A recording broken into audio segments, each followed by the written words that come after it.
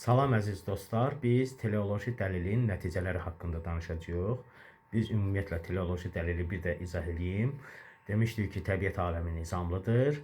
Nizamlı olan hər bir şeyin şuurlu və tədbirli nizamlayıcısı var.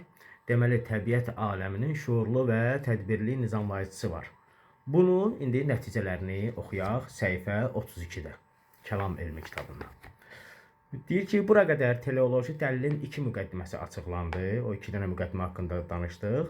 Qeyd etdiyimiz kimi birinci müqəddimədə nizamla düzülmüş və xüsusi hədəf izləyən bir topluludan danışıldı. Birinci müqəddimədə dedik ki, biz nizamla düzülmüş bir toplu var. Xüsusi hədəfə xidmət edən bir toplu var.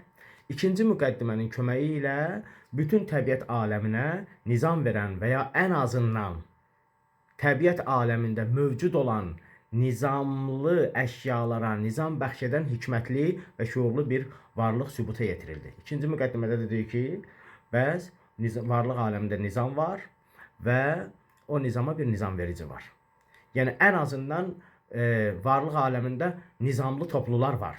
Tam qəbul eləməsək də nizamı, fərz eləyək, hamısı bütünlüklə nizamlıdır. Ən azından nizamlı toplular var. Bu elə bəs eləyir, kifayət eləyir. Bu sübuta yetirildi.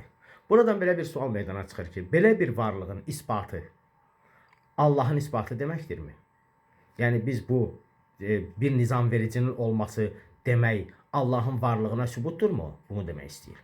Alimlərin bir qrupu bu qənaətdədirlər ki, bu dəlil Allahın varlığını isbat eləmir, var olmasını. Bəs nəyi isbat edir? Onun nəticəsi, yəni bu müqəddimələrin nəticəsi budur ki, yalnız Allahın elm, hikmət və tədbirli sifətlərini isbat edir. Deyir, onun arxasında, nizamın arxasında bir elmli, şuurlu, tədbirli bir nizamlayıcı var. Bu sifətləri təsdiq edir, nəinki Allahın varlığını. Belə deyirlər bəziləri. Digər bir qrup alimlərin fikrinə görə teleoloji, yəni nizam dəlili Allahın varlığına tam bir dəlildir. Allahın varlığına, nizamın özü Allahın varlığına dəlildir. Amma Allahı zəruri varlıq, ilk təkan verici və ya yaradan sifəti ilə deyil. Yəni bu deməkdir ki, Allahın burada Allah ilk yaradıcıdır, buna dəlil deyil. Və yaxud ilk təkan vericidir, buna dəlil deyil. Yaradandır, buna dəlil deyil. Aləmə nizam verən varlıq olaraq sübut edir həmin bu müqəddimələr. Demək istəyir ki, yəni bu nizamlayıcının arxasında aləmə nizam verən bir varlıq var. Bunu sübut edir. Nəinki Allahın zəruri varlıq olmasını və yaxud da ilk təkan verici olmasını. Bəli. Beləliklə, teleoloji dəlilin nəticəsi olaraq deyə bilərik ki, təbiətin fövqündə, təbiətdən üstün, yəni, öz elmi və hikməti əsasında təbiət aləminə və onda olan bütün varlıqlara nizam bəxş edən bir varlıq mövcuddur.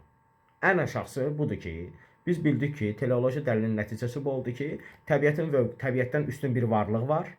O üstün bir varlıq, bu təbiətin bütün təbiət aləminə və onda olan bütün varlıqlara nizam bəxş edir. Həmin bu, təbiətin üstündə olan bir varlıq, fövqündə olan bir varlıq. Bu varlıq saysız mümkün variantlar arasında yalnız nizamlı formada özünə məxsus hədəf izləyən xüsusi bir vəziyyəti təsbit edir. Həmin bu varlıq, nizam verən varlıq, saysız mümkün variantlar arasında yalnız nəyi? Nizamlı formada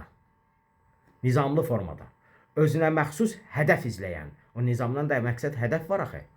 Demək, hədəf izləyən bir vəziyyəti təsbit eləyir. Təbii ki, bu varlıq Allahdan başqası ola bilməz. Deyilənləri nəzərə alaraq aydın olur ki, teleoloji dəlil Allahın digər sifətlərini, o cümlədən vücudunun zəruriliyini və tövhidi isbat etmir. Nizam dəlili Allahın təkliyini, Allahın vücudunun vacib olmasını, zəruri olmasını neynəmir? Sübut eləmir. Bu heç. İsbat etmir. Lakin bunu teleoloji dəlil üçün nöqsan hesab etmək olmaz. Teleoloji dəlilin öz hədəfi var, öz məqsədi var, onu sübut edir. Nəinki Allahın varlığı. Çünki bu dəlilin hədəfi, məqsədi Allahın bütün sifətlərini isbat etmək deyil. Axı burada nizam söhbəti var. Nizam varsa nizamlayıcını isbat eləyəcək bu.